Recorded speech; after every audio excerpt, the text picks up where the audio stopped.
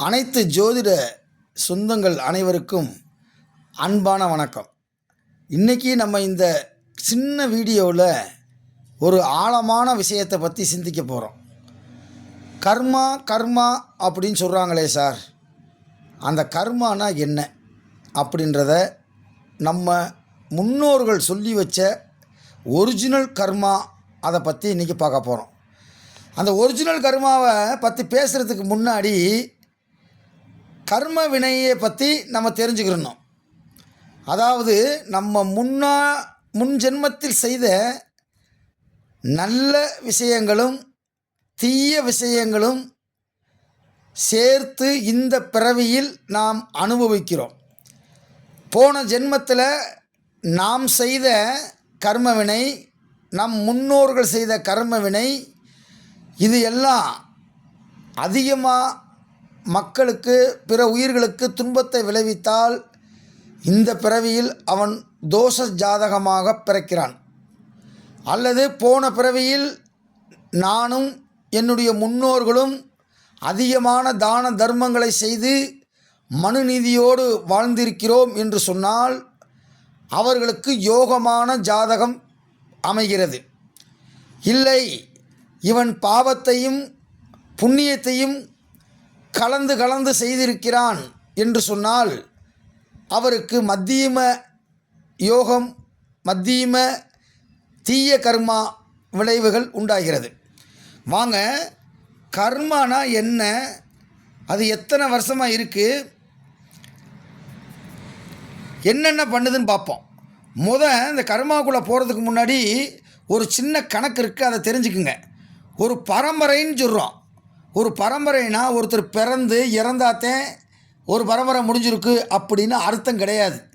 ஒரு பரம்பரை அப்படின்றது 32 ஆண்டுகள், 64 வருஷம் ஒருத்தர் வாழ்ந்துட்டார் அப்படின்னா அவர் 2 பரம்பரையை கடந்துட்டார் அப்படின்னு அர்த்தம்.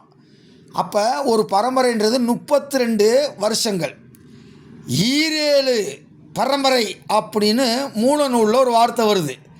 7 7ன்னா என்னது, ஈர்னா 2 7, அப்போ 14 பரம்பரைக்கு உள்ள விஷயங்கள் நம்ம கர்மாவில் அனுபவிக்க போகிறோம் அப்படின்னு அர்த்தம். அப்போ நான் சொல்லிட்டேன் ஏற்கனவே, 32 வயது என்பது ஒரு பரம்பரை. அப்போ 14 × 32 இதை நீங்கள் பெருக்குனீங்கன்னா 448 ஆண்டுகள் ஆகும். இந்த 448 ஆண்டுகளுக்கு முன்பாக நம் தாத்தாவுடைய தாத்தா, அவருடைய தாத்தா, அவருடைய தாத்தா, கொள்ளு தாத்தா அப்படின்னு பார்த்தீங்கன்னா 448 வருஷத்துக்கு முன்னாடி நம்ம வாழ்ந்த வாழ்க்கை, அந்த தொகுப்புத்தான் கர்மா.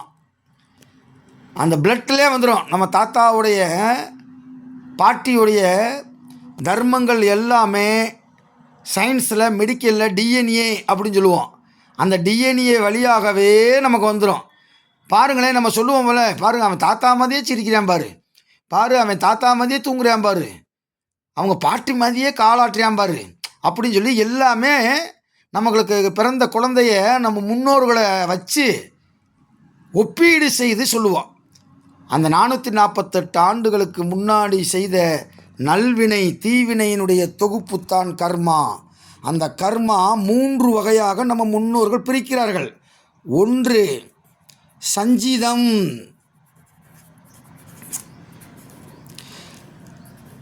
2 பிராப்தம், 3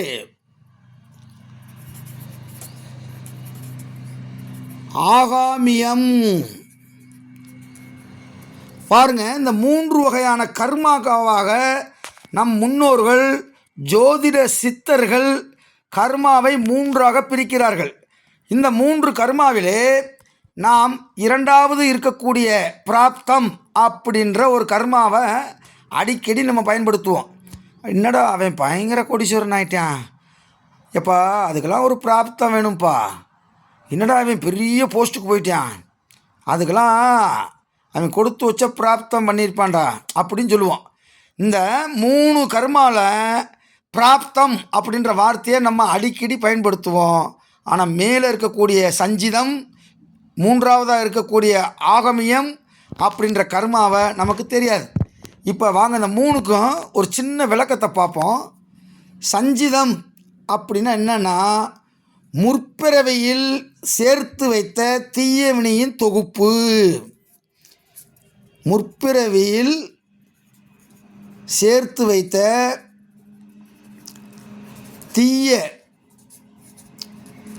செயல்களின் தொகுப்புக்கு பேர் இந்த சஞ்சிதம். ஓகேவா? இது நம்ம செஞ்சது, முழுக்க நம்ம செய்த தீமையினுடைய தொகுப்பு தான் சஞ்சிதம். இப்படி முழுக்க ஒருத்தர் தீமை செஞ்சுருக்காரு அப்படின்னா, இந்த பிறவியில் யார் வீட்டில் பிறக்கணும், யாருக்கு பிறக்கணும், அவன் என்னென்ன இந்த பிறவியிலே கஷ்டங்களை அடையப் போகிறான் என்று கரெக்டாக ஜாதகம் கரெக்டாக ஜென்ரேட் ஆகிரும். அவங்க செய்த பாவத்தின் புண்ணியத்தின் அடிப்படையில் தான் ஒரு ஜாதகம் ஜென்ரேட் ஆகும். ஓகேவா? அடுத்து பிராப்தம், இந்த வார்த்தையை நம்ம கேள்விப்பட்டிருக்கோம். இது சஞ்சிதம், அதாவது சஞ்சிதத்தின் மூலமாகவும் நம்முடைய முன்னோர்கள் செய்த, இதை போட்டுக்குங்க, சஞ்சிதம்னா மேலே உள்ளது, நம்ம செய்த தீய கர்மா மற்றும் நம்முடைய முன்னோர்கள் செய்தது. இதுக்கு நிறைய பேருக்கு என்கிட்ட ஆர்கியூமெண்ட் பண்ணாங்க. சார், எங்கள் முன்னோர்கள் செய்த தப்புக்கு நான் என்ன சார் பண்ணினேன், அவங்க என்னென்னமோ பண்ணிட்டு போயிட்டாங்க, எனக்கு ஜாதகம் இப்படி அமைஞ்சிருக்கு அப்படின்னு சொல்லுவார். அப்போ நான் கேட்டேன், ஏப்பா உங்கள் தாத்தன் சொத்து வச்சுருந்தேன் அப்படின்னா நீ விட்டுருவியா? ஒரு 200 ஏக்கர் வச்சுட்டு செத்து போயிடுறேன் தாத்தன், கோர்ட்டில் கேஸை போடுற, அடிதடி சண்டை, அருவா தூக்கிட்டு போய் வெட்டுற. அப்போ தாத்தன் சேர்த்து வச்ச சொத்து மட்டும் உனக்கு வேணும், தாத்தன் சேர்த்து வச்ச பாவம் புண்ணியம் உனக்கு வேணாமாப்பா? பாவமோ புண்ணியமோ உங்கள் தாத்தன் சேர்த்ததும், சேர்த்து வச்ச சொத்து, சேர்த்து வச்ச பாவம், சேர்த்து வச்ச நன்மை எல்லாமே வந்து கிடைக்கும்ப்பா. அதுதான்ப்பா பிராப்தம். அதாவது பிராப்தம்னா நம்ம செய்தது ப்ளஸ் நம் முன்னோர்கள் செய்தது. அடுத்து 3ஆவது கர்மா ஆகமியம். ஆகமியம்னா இப்பிறவியில் செய்த, பாருங்க, தர்மம் தலை காக்கும், தக்க சமயத்தில் உயிர் காக்கும். அது இப்போ செய்யக்கூடிய தர்மம் இருக்குது பார்த்தீங்களா, அதுதான் இப்பிறப்பில் செய்த செயல். மனதாலும், பாருங்கள், மனதாலும் உடலாலும். ஒருத்தரை வந்து நீங்கள் வஞ்சிட்டீங்க, திட்டிட்டீங்க, அதில் அவன் வேதனைப்பட்டு மனசு நொந்துட்டான் அப்படின்னா அதுவே பாவம்டான்றான். பார்த்தீங்களா? அப்போ சொல் என்பது ஒரு சொல் வெல்லும், ஒரு சொல் கொல்லும். ஆகவே உங்களுடைய சொற்கள் எல்லாம் வெல்லக்கூடிய சொற்களாக இருக்கணும், கொல்லக்கூடிய சொற்களாக இருக்கக்கூடாது. சில பேர்லாம் பார்த்தா அடுத்தவங்கள நோகுற மாதிரியே பேசிக்கிட்டே இருப்பான், அடுத்தவங்கள டீச் பண்ணிக்கிட்டே இருப்பான், அடுத்தவங்கள மட்டம் தண்ணி பேசிக்கிட்டே இருப்பான். இதெல்லாம் ஒரு பாவம்ன்றார். உடலாலும் மனதாலும் செய்யக்கூடிய தீய செயல்கள் அனைத்தும் ஆகமியம். அப்போ நம்ம சஞ்சிதம் முற்பிறவியில் செய்த விஷயத்தை நாம் ஒன்றும் செய்ய முடியாது. No excuse. புரியுதா? இதுக்கு வந்து விதிவிலக்கு கிடையாது. முன்னாடி செய்த பாவம் புண்ணியத்தை நம்ம அனுபவிச்சே ஆகணும். ஓகே.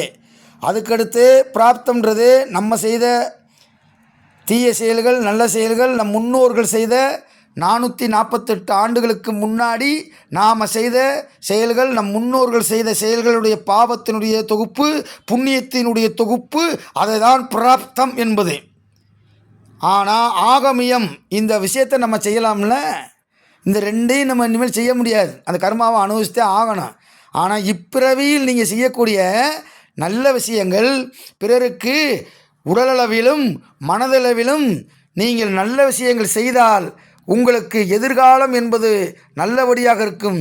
தானம் செய்யுங்கள், தர்மம் செய்யுங்கள், தினமும் ஏதாவது ஒரு உதவியை பிறருக்கு செய்யுங்கள். உங்களுடைய கர்மா கழிந்து நற்கர்மாவாக மாறும். அடுத்த பிறவியில் மிகப்பெரிய ஒரு மனிதனாக பிறந்து பலருக்கு பேரும் புகழும் வசதியுமோடு நீங்கள் வாழ வேண்டும் என்று சொன்னால் இந்த பிறவியில் நீங்கள் தானம் செய்யுங்க, தர்மம் செய்யுங்க. அதைத்தான் எல்லா மதமும் சொல்லுது. தனக்கு தனக்கு தனக்குன்னு வச்சுக்கிற கூடாது. எவ்வளவோ சம்பாதிக்கிறீங்க. ஜப்பான்லலாம் பார்த்தீங்கன்னா தன்னுடைய வருமானத்தில் 10% அவர்கள் தானத்திற்கும் தர்மத்திற்கும் செலவு செய்கிறார்கள். எவ்வளோ வருமானம் வருதோ அந்த காசில் 2% கூட நீங்கள் எடுத்து வைங்க. எத்தனையோ ஒரு ட்ரெஸ்ஸு இல்லாமல் இருக்காங்க, ஆடை இல்லாமல் இருக்காங்க. அவங்களுக்கு ஆடை வாங்கித்தாங்க. அதுக்கு பேர் வஸ்திரதானம்னு பேர். உணவு போடுங்க, 2%ல் உணவு போட்டிங்கன்னா அதுக்கு பேர் அன்னதானம்னு பேர். இந்த அன்னதானம் நிறைய பண்ணுறீங்க. வஸ்திரதானம் பண்ணுங்க. கல்யாணம் ஆக முடியாத பிள்ளைகள் எத்தனையோ பேர் இருப்பாங்க. அவங்களுக்கு நீங்கள் பொண்ணு பார்த்து அல்லது பையனுக்கு மாப்பிள்ளை பார்த்து கல்யாணம் பண்ணி ஒரு தாலியோ ஒரு சாப்பாட்டு செலவோ அல்லது ஒரு பத்திரிக்கை அடிக்கக்கூடிய செலவோ நீங்கள் ஏற்றுக்கிட்டீங்கன்னா அதுக்கு பேர் கன்னிகாதானம் பேர். கன்னிகாதானம். அப்போ 32 தானங்களை நம் முன்னோர்கள் வகுத்து வச்சுருக்காங்க. அடுத்த வீடியோவில் இந்த 32 தானம் என்னன்றதை பார்ப்போம். அப்போ உங்களுடைய வருமானத்தை நீங்கள் அடுத்தவங்களுக்கு கொடுக்க பாருங்கள். உனக்கும் கீழே இருப்பவர் கோடி, நினைத்து பார்த்து நிம்மதி நாடு. மயக்கமா கலக்கம்மா, மனதிலே குழப்பமா, வாழ்க்கையில் நடுக்கமா. உனக்கும் கீழே இருப்பவர் கோடி, நினைத்து பார்த்து நிம்மதி நாடு. நீங்கள் என்ன நினைக்கிறீங்க? எனக்கே கொடுக்க ஆள் இல்லை, நான் யாருக்குப்பா கொடுக்க போகிறேன் அப்படின்னு நினைக்கிறீங்க. நினைக்காதீங்க. உங்களுக்கு கீழே 1000 பேர் இருக்கான். செருப்பு வாங்க காசு இல்லைன்னு நீங்கள் நினைக்காதீங்க. செருப்பு போடுறதுக்கு காலே இல்லாமல் 1000 பேர் இருக்கான். அவனை நினச்சிக்கோங்க. வண்டியில் போக முடியலையேன்னு நினைக்காதீங்க. நடந்து போக முடியாமல் வீட்டில் படுத்து கிடக்கக்கூடிய எத்தனையோ மாற்றுத்திறனாளிகள் இருக்காங்க. அவங்கள நீங்கள் நினச்சிக்கங்க. இறைவன் உங்களுக்கு நல்ல கண் பார்வை, உடல் ஆரோக்கியத்தை கொடுத்திருக்கிறார். செல்வத்தை வேண்டுமானால் கொடுக்காமல் இருக்கிறான். ஆனால் மனசு உண்டு. மனசு இருந்தால் நீங்கள் நல்லதை செய்யலாம். பிறருக்கு நல்லது செய்யுங்கள். அடுத்த பிறவியில் அடுத்து உங்களுக்கு வாரிசுக்கு நீங்கள் சேர்த்து வைப்பது பணமல்ல, நல்ல மனதையும் நல்ல புண்ணியத்தையும் சேர்த்துவிட்டு இந்த கர்மா உங்களுக்கு நல்ல கர்மாவாக மாறட்டும் என்று எல்லாமல்ல சிவபெருமானை வணங்கி விடைபெறுகிறேன். நன்றி, வணக்கம்.